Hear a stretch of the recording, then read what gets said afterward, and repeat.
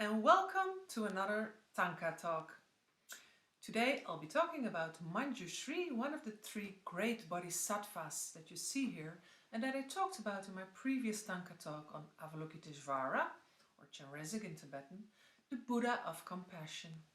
And my next talk will be about the third one, Vajrapani, but for now we'll focus on Manjushri, the Buddha of infinite wisdom. Manjushri is a Sanskrit name and it is a compound of the words Manju, meaning beautiful, charming, soft, and Shri, meaning splendor or glory. So merged together it means so much as soft glory. His Tibetan name is Jampel-yang, which is regularly abbreviated to Jam-yang, meaning soft friend or sweet friend. Manjushri is the embodiment of the infinite wisdom of all the Buddhas. And wisdom is the most honored virtue in Buddhism because only deep wisdom makes it possible to be set free of our suffering and to be free of our problems in our lives. And being happy is the purpose of all sentient beings. Here you see a beautiful Manjushri carved in and painted on a rock. When we go to the next slide, we'll see a beautiful, large thangka of Manjushri that is rolled out over a snowy mountain in Tibet. When we look at the attributes that Manjushri holds in his hands, they refer to the wisdom that he embodies. He's got a flaming sword that cuts through all layers of our misconceptions, our delusions. And on the other hand, he holds the book, the Perfection of Wisdom Sutra. And this sutra is considered to be the most profound texts of Buddha about the nature of reality, called emptiness in Buddhism. More detailed explanations of these attributes are offered in my thangka courses and lectures on Manjushri. Manjushri not only plays an important role in the many philosophical teachings of the Buddha, but he also plays a prominent role in myths and legends. And one of the most famous legends talks about how Manjushri drained the water in the Kathmandu Valley in Nepal, and this way made it suitable for humans to live there, and the spreading of the Buddha Dharma. And the story goes like this.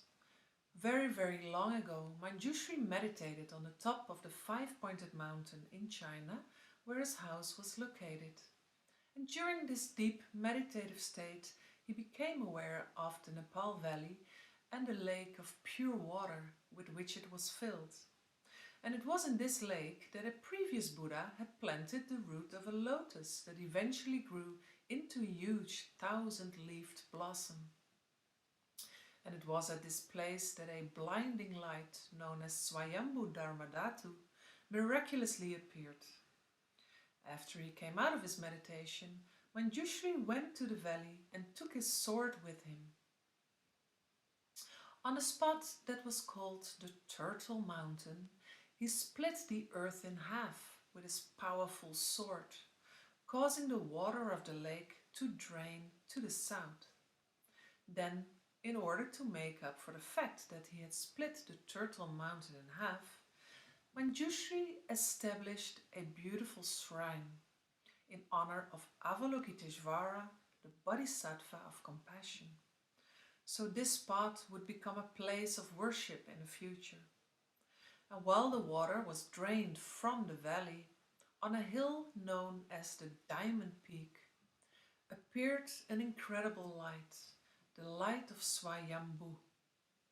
In a later era, this miraculous light was captured in a stupa to preserve it for future generations. And it's still here today. And when the great Indian master Nagarjuna went there later, he received back the Perfection of Wisdom Sutra that was entrusted to the Naga king who lived under the mountain. Nagas are half man, half snake-like creatures, known for hiding and guarding the precious teachings and treasures under the ground until the time has come when they can be revealed again. Nagarjuna then spread these precious Mahayana teachings everywhere, which resulted in a revival of Buddhist philosophy and practice. So Manjushri can be considered the founder of civilization in Nepal and the one who spread Buddhism in Nepal. And this thangka reminds us of that, and his traces can still be found in many different parts of the Kathmandu Valley. And not only in Nepal, but also in China, the five-pointed mountain is still an important place of pilgrimage for Tibetan, Mongolian and Chinese Buddhists.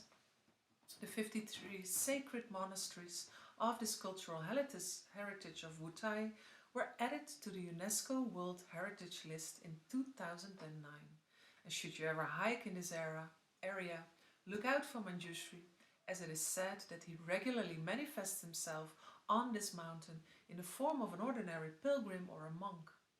But if you can't find him there, just look up to the sky, as he also manifests himself regularly as an unusual five-colored cloud. I hope you've gotten a bit wiser, just like Manjushri, and I hope to see you back at my next thangka talk. Do you want to learn more about Manjushri and the other great bodhisattvas? And maybe even learn how to draw or paint them?